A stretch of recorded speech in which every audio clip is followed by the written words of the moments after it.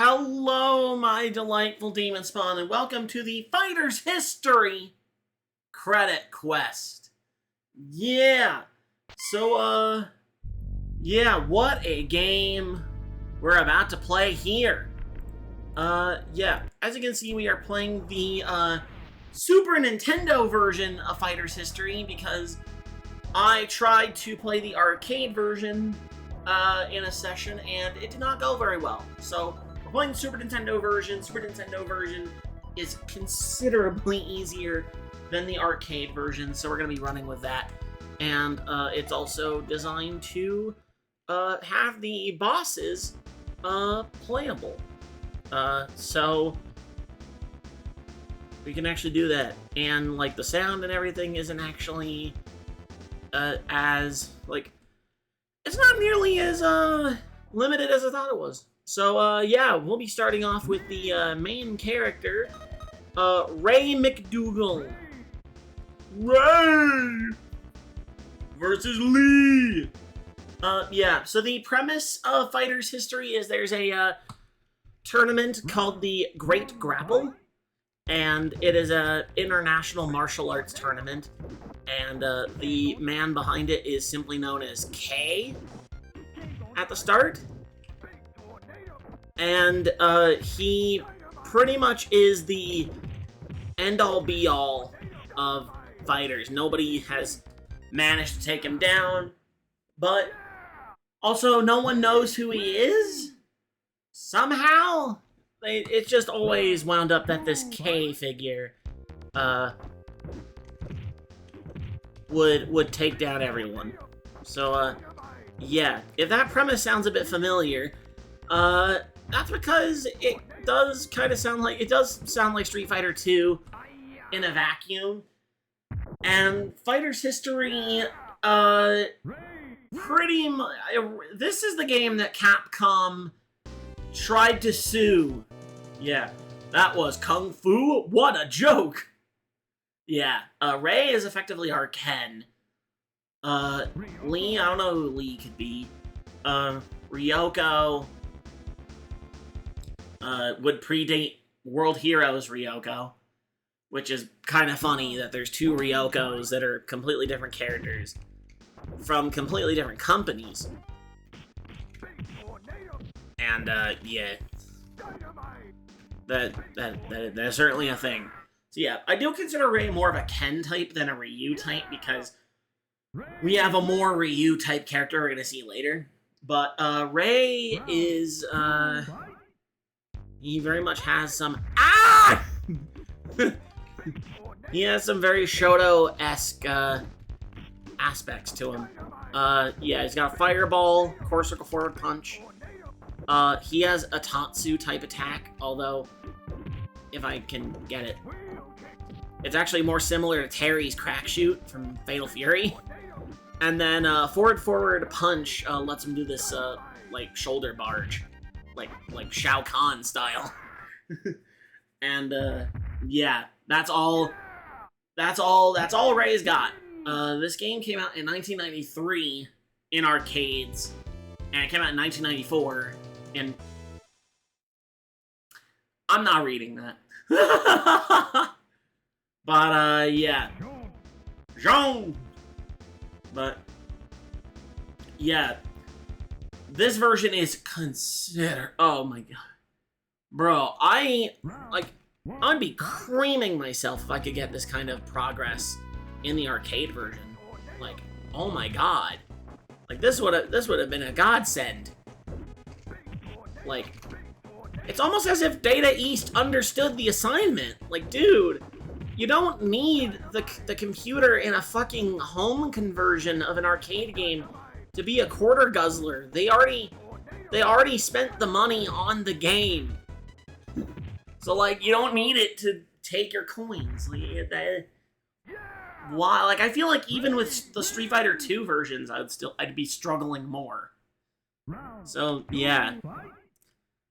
Capcom, speaking of Street Fighter, Capcom would sue Data East over, I forget if it was copyright infringement or plagiarism, I forget which one, but effectively they were trying to say that Fighter's History was so similar to Street Fighter that it was taking their money. Hey, you should learn how to fight. Considering I got a perfect on him, yeah, maybe you should take that advice. Hey, mirror match.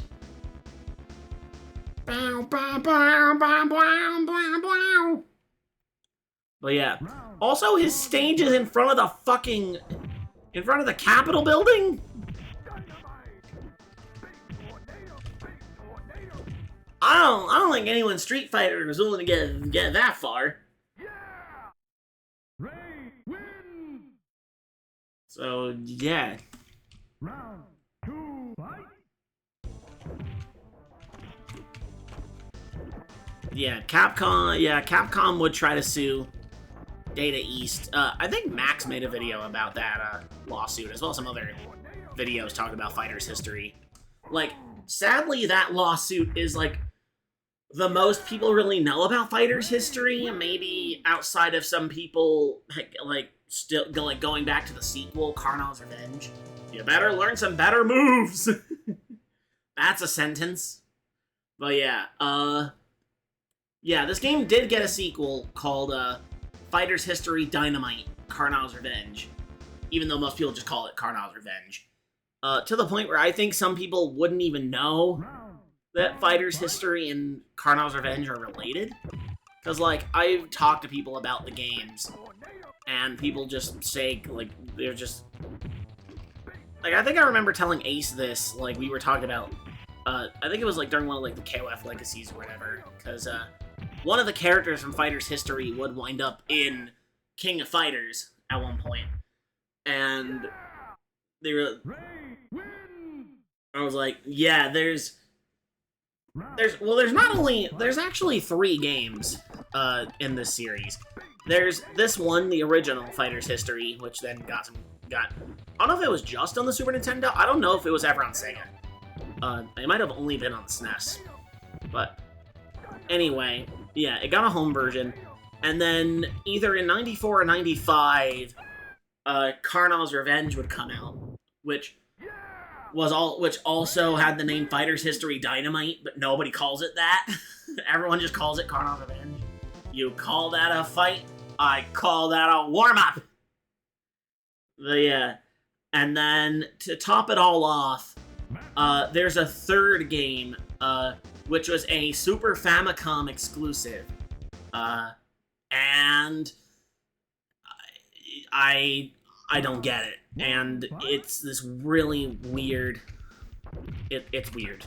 I don't know what Data East was thinking. I think that was, like, around, like, the end of Data East's relevance. But yeah, I'm pretty sure Data East went defunct. But yeah, Ray is a character. This whole game has like, you can tell that some of these characters have Street Fighter isms to them. Like I said, you know, Ray is kind of like our Ken. Matlock, when we play as him, he's effectively our Guile. We'll have a character that's kind of like Dulce, or we'll have a character that's kind of like Blanca, towards the end, if I do end up fighting them. Don't try to slam dance with me, pal! Look at his face! Look at his doofy-ass face! But yeah. Yeah. Marstorius, this guy's obviously supposed to be Zangief, is, not even trying to hide the fact that he's trying to be Zangief. Even though I don't believe he's Russian, I think he's either... he might be Greek or Italian. I think he might be using, like, Roman Greco, wrestling. But, anyhow. In the initial recording, Marstorius pissed me off when I was playing as Ray. But, yeah. I will give Fighter's History credit for one thing. Even though, I think I remember saying Primal Rage had the first stun meter in a fighting game. Technically, that's a little bit wrong, because this game actually does have an indicator for stun before it happens.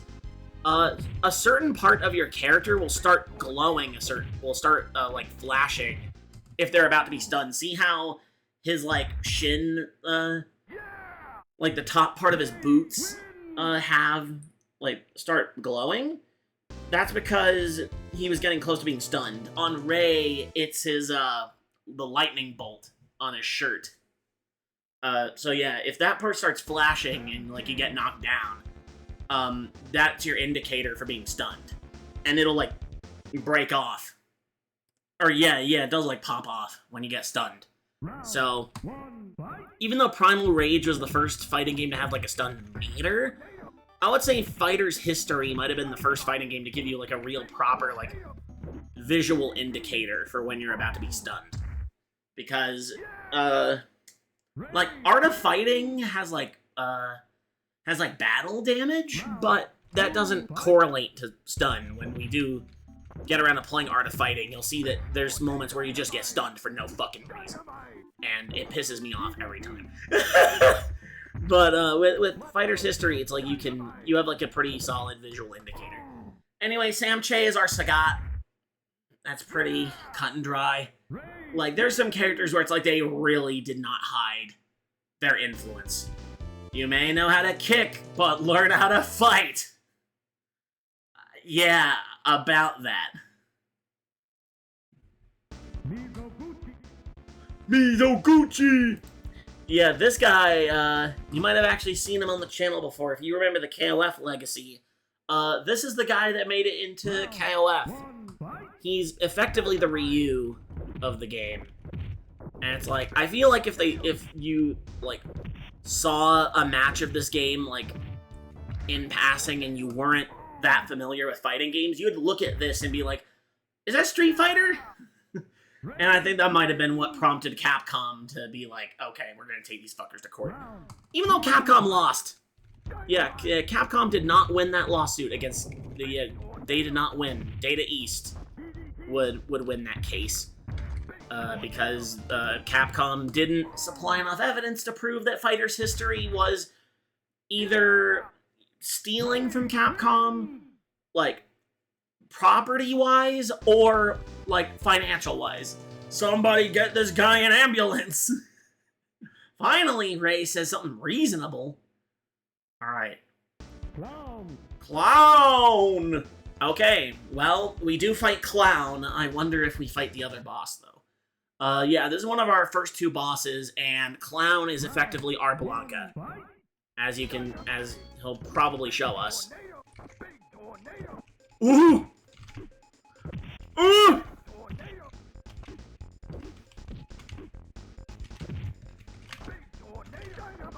Or, as he'll not show us. Oh, I think he was about to do it. Aye! Yeah, he straight up has Blanca Ball. That, like, Marstorius infuriated me when playing as Ray in the first recording session, but bruh, Clown in all three of the videos that I did against him, he pissed me off every time. Pick a card! Yeah, he has a ridiculously fast walk speed. He throws those cards over and over and over again to just fuck with you. Yeah, the arcade version is no joke. Go back to the circus. You're no match for me. You're no match for me. Alright, do we fight the final boss? Wow, we actually do fight the final boss. Amazing. I wonder if we get endings, though. This is our K, our mysterious K. It's Karnov. And if you're familiar with retro games, you might be seeing that name and being like, wait a second, that name kind of sounds familiar. Sure enough, Karnov was a character in another Data East arcade game, simply called Karnov. It was like this 2D platformer, had some elements of being like a run. It was, I wouldn't call it like a run and gun, but like it had some elements like that. It was kind of like, I don't even know how to describe Karnov. Karnov's a weird fucking game. But when they were making Fighter's History, they were like, okay, what cool boss can we put in? And they thought about it, and they were like, you know what, why don't we put Karnov in here? And give him like a new design and give him all these weird powers, which I think might have been lifted from his game. Okay, we don't get endings. Oh well, I've seen a couple of the endings, they are nothing to write home about. They are absolutely nothing to write home about. So yeah, you can look those up on your own time. But yeah, Karnov would technically be the first guest character in a fighting game, because I think Fighter's History came out before even Fatal Fury Special did, so yeah, unless there's another example, I think Karnov was the first guest character, because Karnov was in a game before and then they put him in here. Anyhow, that's gonna do it for Ray. Yeah, much better version of this video than the first time. My god.